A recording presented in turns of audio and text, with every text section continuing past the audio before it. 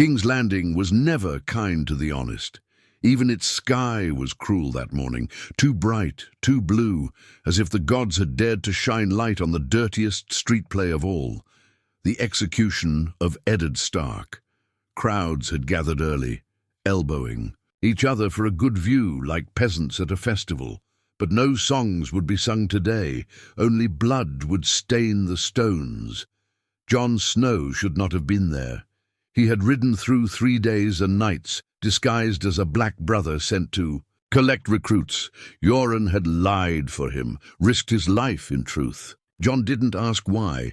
Maybe the old crow remembered the man Ned Stark had once been to the north, or maybe Yoren just hated the look of King's Landing too. The moment Jon passed through the city gates, the stench of rot and sweat hit his nose. He kept his head down, hood raised, hand never far from Longclaw's hilt. The sword still felt foreign to him, a gift from Lord Commander Mormont, a Valyrian blade meant for greater men. But perhaps today it would serve a greater purpose.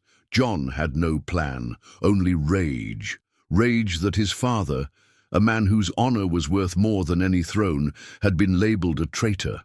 Rage that Sansa's letters had spoken of mercy, yet spoke also of fear. Rage that Arya had vanished into the city's underbelly, alone. He had failed them once. He would not again. The sept of Baelor loomed above him as he weaved through the crowd. The steps were flooded with onlookers, nobles in silk, beggars in rags, gold cloaks with sharp eyes. The Iron Throne might sit in the Red Keep, but here today, power wore the face of a boy king and the smug grin of a lioness. He saw them all from the shadows. Cersei, poised like a queen carved from ice. Sansa, pale and shaking. Joffrey, drunk on the scent of blood. Then they brought him forward. Ned Stark, bound in chains, battered but unbroken. His face was tired, bearded and bruised, but his eyes were clear. Jon felt his chest tighten, and then the words came. Poisoned, forced words. I confessed to treason. I plotted to usurp the throne. Jon's hand tightened on Longclaw. No, that wasn't truth. That was survival. He saw Arya. She stood in the crowd, dressed like a peasant boy, her mouth slightly open. Her hand was on her side, a blade. Jon hoped so. Then the blade rose, Sir Ilan Payne's monstrous sword, shining in the sun. Jon moved. He didn't think, didn't plan, just ran. The cloak fell from his shoulders, the sword flashed in his grip.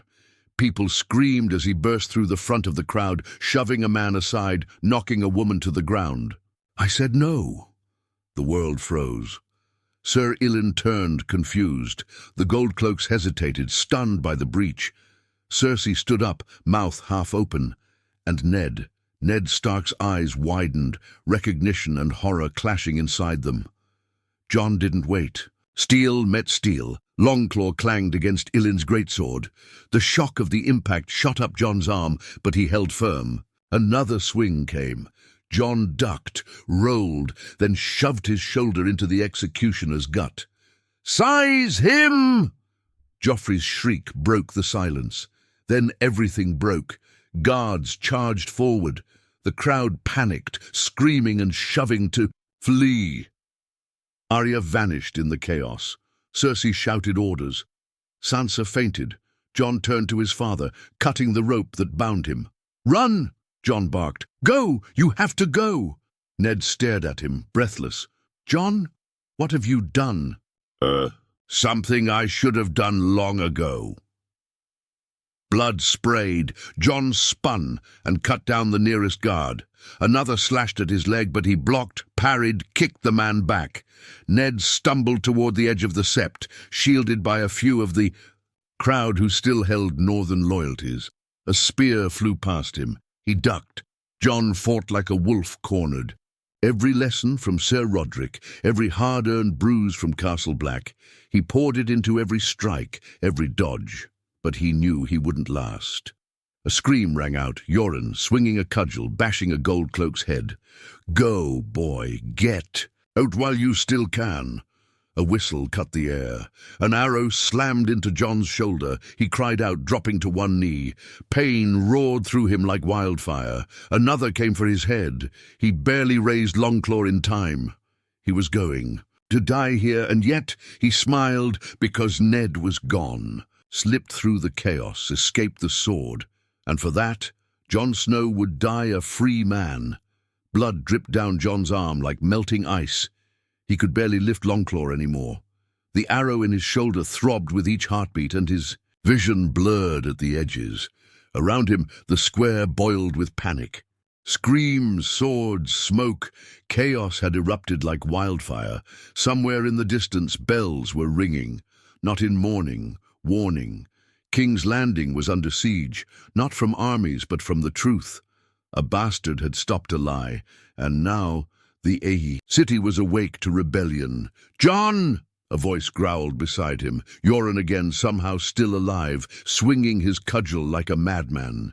"You want to die, fine, but you'll die on your feet." "I'm not leaving," Jon spat, clutching his sword. "You're no good to him dead," Yoren snapped, grabbing him under the good arm. "Move!" Jon resisted for half a breath, then stumbled forward, teeth clenched. Every step burned like hot iron through his chest. The two of them disappeared into the alleys behind the sept, dragging Jon through blood-slick cobblestones while guards barked behind them. In the square, the Queen had lost all control. "Find him!" Cersei screamed, her golden hair flying as she raged atop the platform. "Find the Stark! Find the bastard! Bring me their heads!" Joffrey looked pale now, clutching the throne like it might vanish. His hand shook. The blood he wanted to spill had spilled, but not as he imagined. This wasn't power, this was terror. And Cersei knew it. Behind the platform, the hound cursed under his breath. "The wolf has teeth," he muttered, eyeing the burning streets, "and we just kicked its den." In a dark corner of Flea Bottom, Jon collapsed behind a pile of crates. His breathing came in ragged gasps, blood soaking the front of his tunic. He dropped Longclaw with a clatter. Yoren knelt beside him, tearing cloth for a bandage. "You're lucky that arrow didn't punch through your heart." "Lucky?" Jon coughed. "Is that what you call this? You bought him time. That's more than anyone else would have dared." Jon tried to speak, but pain stole the words.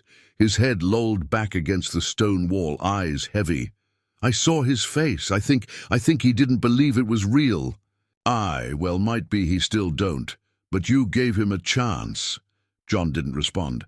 Darkness was creeping in, thick, heavy, but not quiet. Behind it was noise, shouting, riot, fire. Then a hand gripped his face. "Stay with me, Snow. If you go under now, you're never waking up." But Jon was already gone. He woke hours later in a cold cellar. The ceiling above him was cracked stone. He could barely move. A low fire crackled nearby. He turned his head and found Arya sitting beside it. His heart stuttered. "Arya." She turned slowly, eyes sunken, hair tangled. She didn't look like a girl anymore. "You stupid idiot," she said quietly. "You almost died."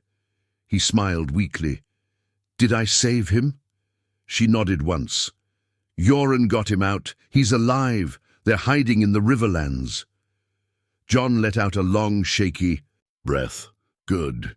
Arya looked away. "Sansa's still trapped. She was screaming after you. I don't think they'll let her live much longer." "They'll use her," Jon said, voice like gravel. "Cersei won't kill her yet, but she will if it serves her." "What do we do?" Arya's voice trembled. "We're alone." "No." Jon sat up slowly, wincing. "We're wolves, and wolves don't run forever." By nightfall, all of King's Landing knew the story. The Northman's bastard had attacked the executioner. He'd fought through 5 guards. He'd saved the traitor. Some said he was a demon. Others said he was a prince of old, reborn to right the realm. But in the north, the reaction was far from rumor. Robb Stark slammed his fist into the map of Westeros. "He saved our father," he roared, pacing before his bannermen. "Jon did what none of us could. If they want war, they'll get it. And this time, we strike first." The lords of the north rose with him, and Winterfell answered the call. In King's Landing, Cersei moved like a lioness with a thorn in her paw. "Find the girl! Find the bastard! Burn the city if you must!" Joffrey cowered in her shadow, his voice hoarse from shouting. "They laughed at me," he said bitterly. "The people laughed at me." Cersei's eyes burned. "Then make them fear you. Kill 10 for everyone that mocks your name." "But what if they come back? What if Ned Stark returns with an army?" Cersei didn't blink. "Then we burn their gods, their homes, their legacy. No Stark will ever sit a throne again." Deep below the city, in the same cellar, Jon gritted his teeth as Arya helped him up. His wound still bled, but the fire in his eyes had returned. "We need to leave," she whispered. "No," Jon said more. "What?" "We need to fight." Arya stared. "You're barely standing. I don't care. They think a bastard can't raise hell. Let's show them what kind of fire the North truly holds." His hand gripped. Long claw again, blood-stained, still sharp. In the city above they whispered of rebels, of ghosts, of vengeance. And in the darkness 2 wolves sharpened their claws. The riverlands were burning. Not from fire yet, but from tension. Everywhere Ned Stark looked, there were whispers about his survival, about the bastard who stopped death itself, about the war that was coming faster than winter. He had escaped the lion's jaws barely. Yoren had taken him through the sewers of King's Landing, through rot and rats and corpses. His legs had nearly given out 12 times. His ribs ached, but none of it mattered. He was free. Still, freedom had a cost. Ned sat in the corner of a barn in a forgotten village near the Trident. Cows snorted softly nearby, but the stink of manure was nothing compared to the stench of guilt weighing down his soul. Jon.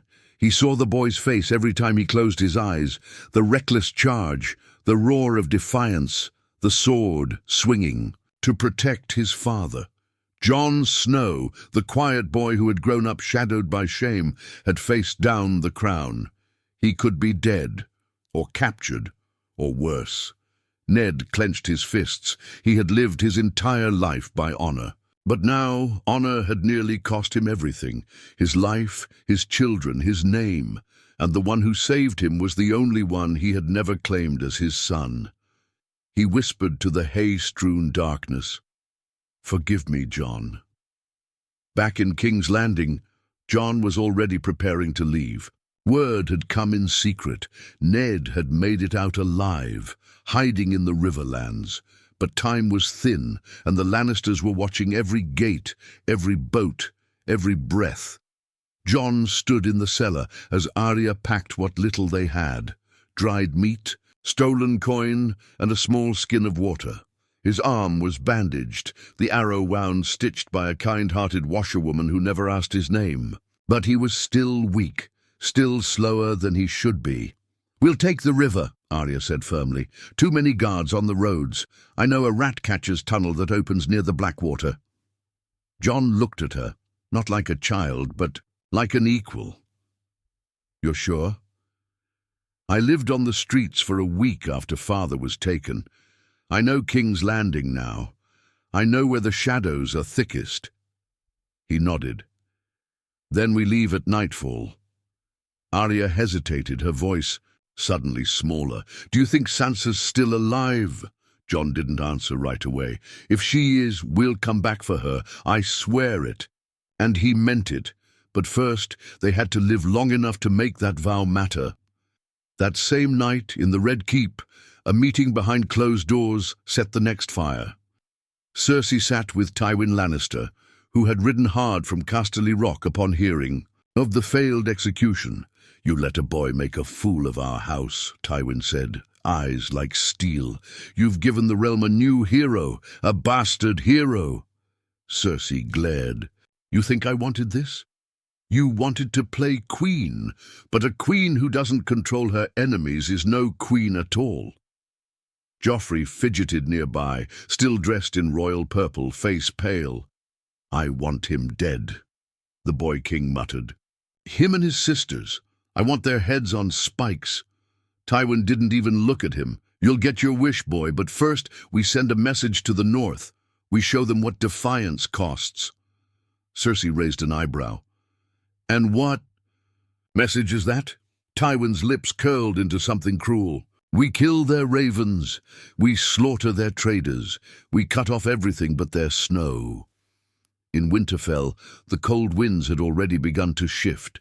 Robb Stark stood in the great hall, surrounded by bannermen. The message had arrived. His father lived. Jon Snow had saved him. The Lannisters were hunting them all.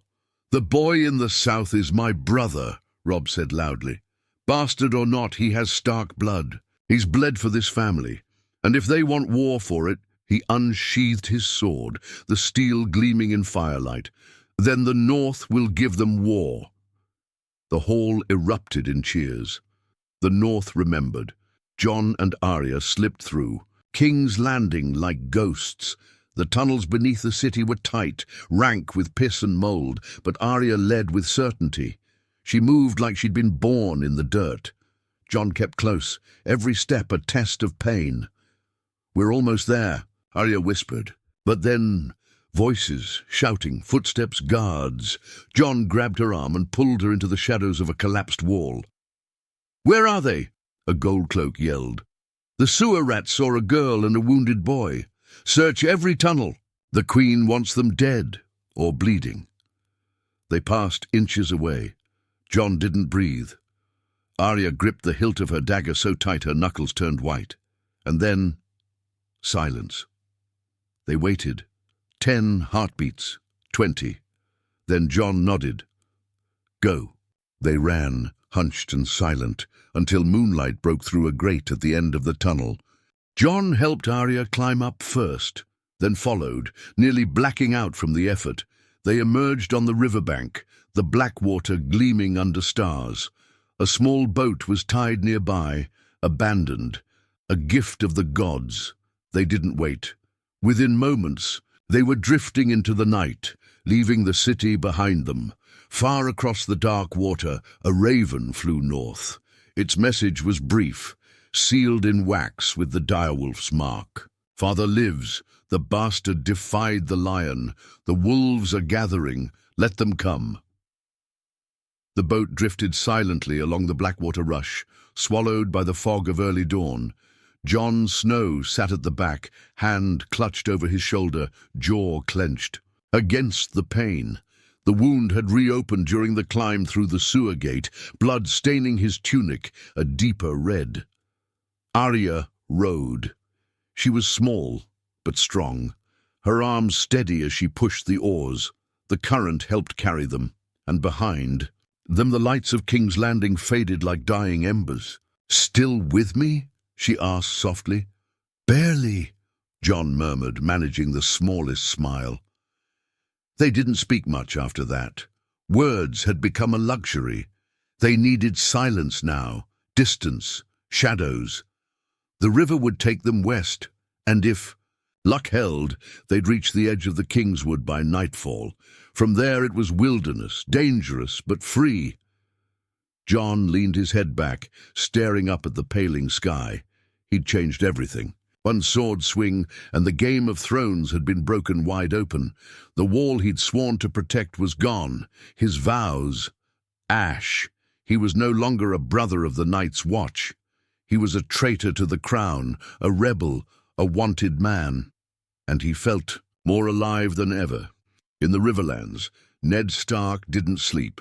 He stood by the riverbank outside a small inn, moonlight reflecting in the water as he stared down at his own hands, still scarred, still strong, but now stained with a debt he could never repay. Yoren approached quietly, crunching leaves underfoot. "You keep staring at that river like it'll wash your sins away." Ned didn't look at him. "I should have died there, in the square. My death would have meant something." "Your death would have ended your house," Yoren said bluntly. "Jon made sure that didn't happen. And paid the price. Yoren paused. He's alive. Word came in from a whisper network. Varys, maybe, or someone worse. He and Arya slipped the city, took a boat, might be on their way here. Ned turned sharply. Arya too? Aye. Fierce little thing, might have killed a few guards on the way out. I wouldn't doubt it. Ned's chest tightened. He had nearly buried both of them, all for a false confession, but no more. I need to see them, Ned said, when they arrive. No more running, no more hiding. It's time the realm sees the truth. Meanwhile, in a tent at the Twins, Robb Stark finished reading his father's letter, delivered by a black-feathered raven that nearly collapsed from the journey. He read it twice, then a third time. Jon was alive, Arya too. Ned was safe for now. But the message also carried more than relief. It carried anger, guilt, purpose. The Lannisters want a war? Robb said, voice calm and cold. Let's give them one they won't forget. The bannermen cheered. Lord Umber slammed his axe into the table. Greatjon roared a toast. Even Theon Greyjoy, ever smirking, looked serious. Robb didn't raise his voice, didn't smile. He simply gave the order. We march. But the Lannisters weren't sitting idle. At Harrenhal, the ruins echoed with preparations. Tywin Lannister paced the hall like a storm bound in armor, barking commands to his captains. He had already sent Gregor Clegane into the Riverlands, burning villages, slaughtering livestock, hanging anyone who whispered the name Stark. Let them feel the cost of defiance, he growled. A scout approached, trembling. My lord, we've received news. Lord Eddard has been seen, alive, near the Trident. Tywin froze. What else? He's gathering men, disloyal knights, old Tully soldiers, and they say the bastard rides again, with the youngest daughter. Tywin's eyes narrowed. So the North sends wolves. Good. He turned to Sir Amory Lorch. Find them, bring me their heads.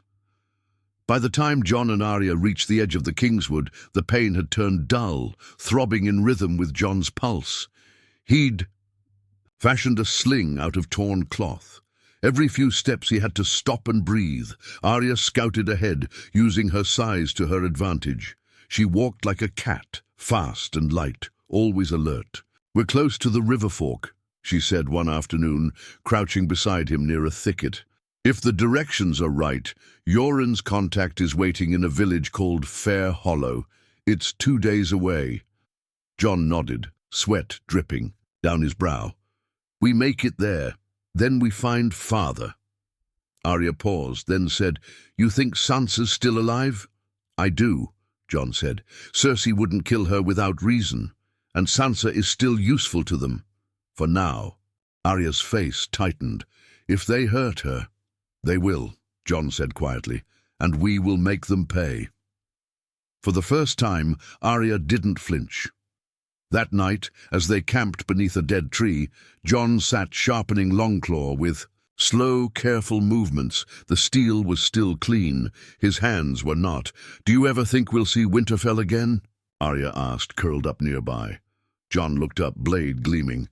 If I have to walk through fire and blood to reach it, I will. Arya smiled faintly. Good, then we'll go together. A wolf howled in the distance. Not near, not far. And, for a moment, Jon imagined it was Ghost, waiting, watching, guiding. In the north, Maester Luwin read the letter aloud once more to Lady Stark. She stood at the window of Winterfell, silent as the snow beginning to fall. My husband lives, she whispered. Luwin nodded. It seems so. And my daughters? Arya escaped. Sansa is still in the Red Keep. But Jon saved them. Lady Stark looked down at her hands. She had never loved Jon, never wanted him in her home. But now the bastard had done what no lord, no king, no knight dared. He'd bled for her family. She turned to Luwin. Prepare. Winterfell, war is coming. The village of Fair Hollow was barely a name on any map. Hidden deep along the eastern edges of the Kingswood, it had no walls, no lords and no banners, only humble thatched roofs, muddy paths, and people too poor to matter in any war. And that's exactly why it was chosen. Jon Snow arrived just after dusk, half dragging himself through the last stretch of road, while Arya kept lookout behind him. His skin was pale, the fever in his body rising with each step. The wound had reopened again during a brief scuffle with bandits the night before, and though Arya had managed to drive them off with her dagger, Jon had taken a rough fall. Fair Hollow offered no fanfare, no warmth, only a small stable and a crooked inn that looked like it might collapse if a storm ever bothered to stop by. They pushed open the wooden door with a creak, the smell of boiled oats and smoke curling through the air. Yoren stood at a corner table, hunched over a drink. His eyes found them instantly. "7 hells," he muttered, standing as he reached. "Them, you look like death stitched into a sack of bones." Jon collapsed into a chair. "Good to see you too." Yoren eyed the wound, then turned to Arya. "You kept him alive." "I stabbed a man in the throat," she said flatly. Yoren blinked. Jon chuckled, then winced from the pain. "She's a Stark, all right." They stayed the night in the attic, where the wind crept through the cracks in the walls. Arya slept lightly, dagger under her pillow. Jon didn't sleep at all. His mind raced through memories, regrets, and possibilities. He thought of Sansa, a prisoner in silk, of Robb raising banners, of Catelyn, who probably wished him dead and buried. But more than anything, he thought of Ned. The man he'd nearly died for, the man he called father, the man who had never told him the truth.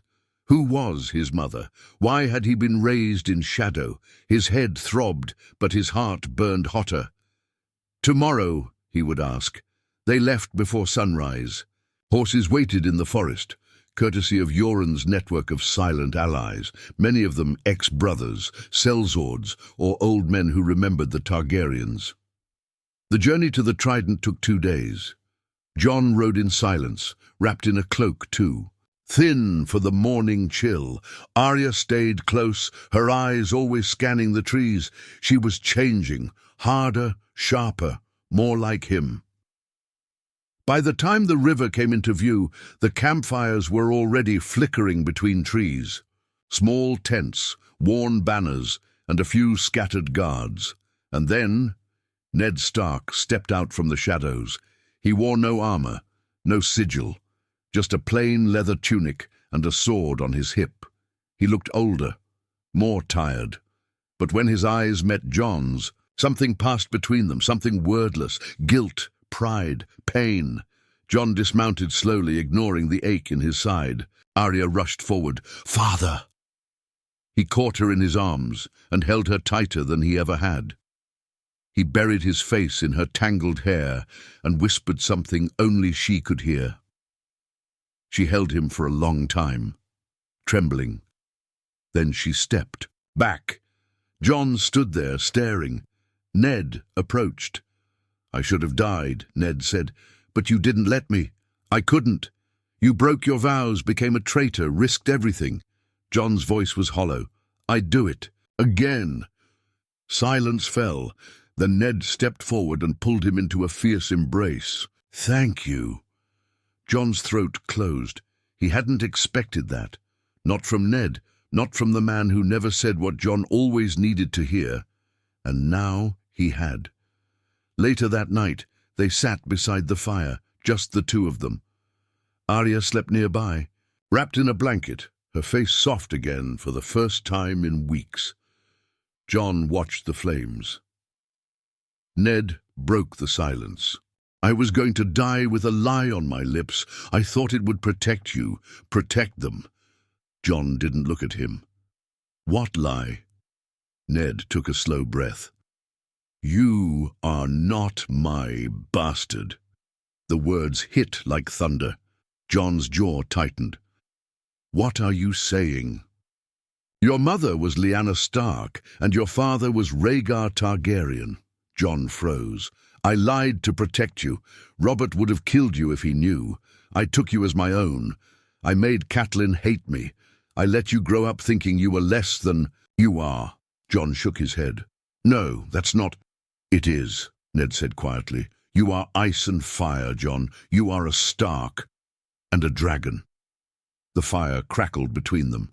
Jon stared into it, heart racing, mind breaking.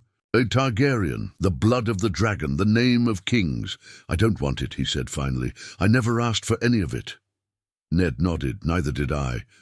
But if they find out, they will, eventually. Then what?" Ned looked him in the eyes. "Then you rise or you fall, but you do not run." Jon clenched his fists. "I wanted to be a brother, a watcher on the wall. I wanted peace." "Peace is not given," Ned said. "It's taken, and you took it from me." Jon didn't speak, but the fire inside him burned brighter now. He was no longer just Jon Snow. He was something else. Meanwhile, in the Red Keep, Sansa stood at her window, eyes hollow. She had stopped crying days ago. Cersei hadn't touched her. Not yet. But her days were numbered. Joffrey barely spoke to her now, except to gloat about her traitor family. But she had heard whispers. Jon Snow, alive. Arya, escaped. Ned, saved. Her lips curled into the faintest smile. The wolves were not all dead, and winter was coming for them all. The raven was sent at dawn. It flew with wings black as guilt, and a message sealed in wax stamped. By the direwolf, short, unmistakable, Ned Stark lives. He was no traitor. Jon Snow saved him. We ride south. It reached the Eyrie first, then River Run, then White Harbour, and within a week every house in the north and Riverlands knew that the man they were told was a traitor had lived to expose the lie, and that his bastard had bled for truth. In River Run, Catelyn Stark held the Raven's letter in trembling hands. Her brother Edmure read the message over her shoulder, eyes wide. He's alive?" Catelyn nodded slowly, the paper shaking between her fingers. "And Jon?" Edmure asked. "Alive," she whispered, "with Arya." A long silence followed, then a heavy truth. "I wronged that boy," she said quietly. "He's no Stark, but he fought like one, saved my husband, saved Arya. And now—" Edmure looked down. "Now he's becoming something more." At the Trident, Jon was already changing. The fever had passed, the wound still ached, but his steps were stronger, his grip firmer. He spent the mornings training with sword in hand, the evenings by the fire with Ned and Arya, and the nights, staring at the stars, wondering if his blood truly came from dragons. He didn't want it. Not the name, not the burden, but he also couldn't ignore it. Because everywhere they went now, people looked at him differently. Soldiers whispered his name. Small folk called him the wolf who bit the lion. Even Zambanaman asked questions with hungry eyes. "Is it true? Are you a Targaryen?" He didn't answer. Not yet. But the moment was coming when silence wouldn't be enough. Meanwhile, Robb Stark's host had grown into a storm. 20,000 strong, flanked by Karstarks, Umbers, Manderleys, and every northern house that remembered what it meant to be wronged. The River Lords joined them in waves, Blackwoods, Brackens, Freys under false smiles, and at the front rode Robb, hardened and silent. Boy no more. War made him a man faster than any sword could. "The Lannisters will pay," he promised them, all. Not just for what they did, but for what they tried to do. He held up the Stark banner, flapping under a grey sky. Let them feel winter's bite. But Cersei Lannister was not done playing. In the throne room of the Red Keep, she slammed her goblet down and paced furiously. "Ned Stark lives. Do you understand what that means?" she barked. "Every lie we built, every move we made, it all unravels." Joffrey sprawled lazily On the Iron Throne yawned. Let them come. We'll kill them all. Cersei's lip curled. You stupid boy. They don't fear you anymore. They mock you. She turned to her brother. Tyrion, say something useful. The imp sipped his wine and scratched his beard. Well, if it's lies we're drowning in, perhaps it's time to tell a better one. Cersei glared. You think this is a game? No, Tyrion said. I think it's already lost. But even he didn't know just how fast the game was changing. In the camp near the Trident, a decision was made. Ned stood before a gathered crowd, soldiers, knights, old lords with watchful eyes, and young men with sharpened swords. Jon stood beside him. The fire crackled behind them, but the silence was deafening. My name has been cleared, Ned began. I was to die with a lie in my mouth. My son gave his blood to stop it. He looked at Jon. No, not my son, not by blood, but by choice, by loyalty, by love. Jon's eyes darkened. Ned continued, voice steady. Today I will tell you all what I should have told him long ago. Jon Snow is no Snow at all. He is Jon Targaryen. A stunned murmur rippled through the camp. Ned's voice did not waver. Son of Rhaegar, Targaryen and Lyanna Stark, conceived in love, born in secrecy, raised under my name to keep him safe from those who would have slit his throat before his first breath. He turned to Jon. I am sorry for the silence, for the shame, but no more. Jon stepped forward. He looked into the crowd, some shocked, some uncertain, some afraid. Then he spoke. I never asked for any of this. I still don't. He drew Longclaw, its Valyrian edge catching the light. But if the realm wants to make me a prince, then let them do so with this truth. I will not kneel to a throne built on lies. I will not rule by fire. I will fight for the realm, for the North, for my family. A few voices cheered, others stayed quiet, and then a roar. The Dragon of the North! Jon froze. Then another. Wolf of Fire! More joined. It was chaos, confusion, worship. Jon's face remained stone.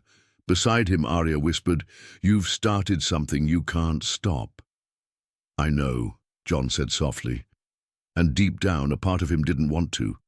Back in the capital, a raven landed on the small council table. Lord Varys read it aloud, his voice soft but dangerous. Jon Targaryen, son of Rhaegar, lives, rides with Stark, calls no banner but commands a legion. Littlefinger leaned forward. Well, that's inconvenient. Cersei turned white. Joffrey sneered. Let him come. I'll mount his head on the wall next to his bastard crown. Varys looked at him, pity in his eyes. You misunderstand, Your Grace. He isn't coming for your crown. He looked out the window toward the north. He's coming for your throne. The fields outside Darry were soaked in early frost. Mist clung to the grass like ghost fingers, hiding the footsteps of 20,000 men. Robb Stark stood. At the front, sword unsheathed, cloak fluttering, eyes fixed on the smoke in the distance. The Lannister camp. He could smell them. They had burned 4 villages on the way here, left children hanging from trees as a message. Tywin's way of doing diplomacy. Robb had another message in mind. War.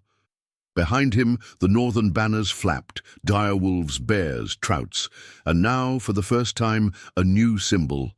A white wolf, with wings of flame stitched beneath it. Jon hadn't asked for it, but the men had made it. They marched under it now, calling him Stormborn of the North. It sounded foolish in his ears, but war had little use for modesty. Jon rode beside. Robb. His shoulder still ached, the pain dull but constant. Longclaw hung from his back. His face was calm, but his blood, it churned. I want Tywin, Robb muttered. Not just beaten, broken.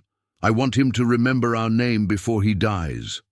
Jon said nothing at first, then coldly, Then let's give him reason to scream it. They struck before dawn. Robb's men moved like wolves through the fog, silent, fast, merciless. Horns never sounded, no challenge was given, only blades, cutting tents, throats, and the silence itself.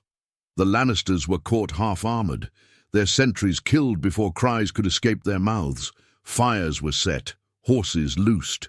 Chaos spilled like blood from a fresh wound. Jon charged through it all, like a ghost, like vengeance itself. Every swing of Longclaw was clean, every kill silent. His eyes didn't blink. Men shouted his name, Targaryen, Snow, Stormborn. He hated it, but he didn't stop. He was a sword now, and swords didn't feel. Tywin Lannister barely escaped the field, dragged by Sir Kevan through a secret path in the hills. The old lion looked back once, at his burning camp, his shattered pride, and said only one thing: he's not a boy, he's a dragon. Atop the ramparts of Harrenhal, Cersei received the news. She crushed the goblet in her hand. 10,000 men, slaughtered in the dark, Pycelle stammered. The bastard of Winterfell now commands half the north, and the Riverlords bend the knee. Joffrey's voice cracked. So what? We have the Kingsguard. We have gold. We had gold, Tyrion muttered. And now we have ghosts. They're not fighting for Ned anymore. They're fighting for Jon. Cersei stood, shaking with rage. We kill him, we kill them all. And how do you propose that? Tyrion asked. Assassins? Ravens? Sorcery? Her eyes narrowed. Whatever it takes. In her tower cell, Sansa Stark watched the city from behind iron bars. She hadn't been allowed into the court since the rumors of her father's escape were confirmed. Her maids had been dismissed, her food brought cold, her freedom stripped away, but her hope still sharp. She had overheard guards whispering. She knew about the battle, about Jon. Jon, her bastard brother, the quiet one, the shadow, the one who always watched but never spoke. He had set the world on fire, and now he was coming. A single thought kept her alive. He saved father. He'll come for me too. In the east, across the narrow sea, Daenerys Targaryen sat beneath a red sky. Her dragons, larger now, hungrier, circled above the ruined city of Korth. She wore no crown, but she didn't need one. Messengers had come that morning. A name she hadn't heard in years now burned in her ears. Jon, not Snow, Targaryen. Son of Rhaegar, Ser Jorah said cautiously, raised in the north, now a warrior. The realm whispers his name. Dany clenched her jaw. They think he's the heir? Some do. He is not. Jorah hesitated. But he is blood. She turned toward the fire. Blood does not mean destiny. He didn't speak. She continued, her voice cold as wind. If he is a Targaryen, then he should bend the knee. And if he doesn't? She looked up at Drogon, circling, roaring in the sky. Then I remind him who dragons truly serve. Back at the Trident, the northern host regrouped. Jon sat beneath a pine tree, Longclaw across his knees, his knuckles scraped and stained. Robb approached. They're calling you a king now. Jon didn't look up. I'm not. They don't care. I'm not a ruler. Neither was I, until they made me one. Jon finally looked at him. I don't want the throne. Robb's eyes narrowed. Then you better figure out what you do want, because this realm, it's about to crown you or kill you. No in between. Jon nodded slowly. He didn't want power, but if it meant tearing the lions down, maybe he'd wear the fire after all. That night, a raven reached them. The seal was Lannister red, but the words, a dagger. Bring Jon Snow to King's Landing. Alone. Sansa Stark lives. Come, or we kill her. Jon read it twice, then handed it to Robb. I'm going. No, Robb snapped. It's a trap. I know. They'll kill you. Jon stared at the fire. They won't kill me. Not yet. Why? Jon looked up, eyes cold and full of storm. Because I'm the one thing Cersei can't predict, a Stark, a Targaryen, and a bastard who doesn't play her game. The gates of King's Landing groaned open like the mouth of a dying beast. Jon rode through them in silence. He wore no armor, no banner, only black and grey, the wolf stitched over his heart. Longclaw hung from his back, his cloak dragged in. The dirt. He didn't look like a prince, he looked like a ghost. The city watched. Small folk whispered his name. That's the one, some said, the one who saved the Wolf Lord, the Dragon Wolf, the rebel bastard. Jon ignored them all. The gold cloaks surrounded him, but did not touch him. They didn't dare. Not yet. He was escorted straight to the Red Keep. Sansa waited in the throne room. Cersei had placed her like a prize on display, hair brushed, face painted, wrists chained in silk. A throne beside the Iron One sat empty, meant for Joffrey, who waited in the shadows behind the Queen. The tension crackled like dry kindling. Then the doors creaked. Jon stepped through. Sansa's eyes filled instantly. She stood, lips parted, trembling. Jon froze. His breath caught. She looked older, thinner, but alive.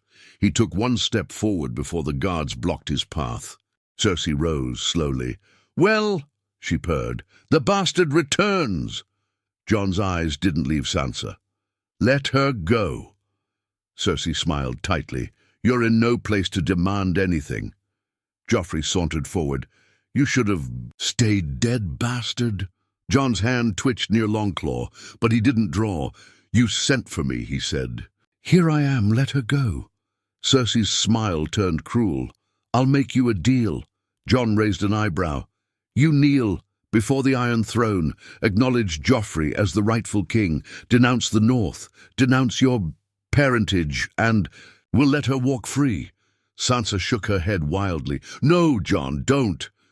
Jon didn't blink. "And if I don't?" Cersei leaned in, voice low and venomous.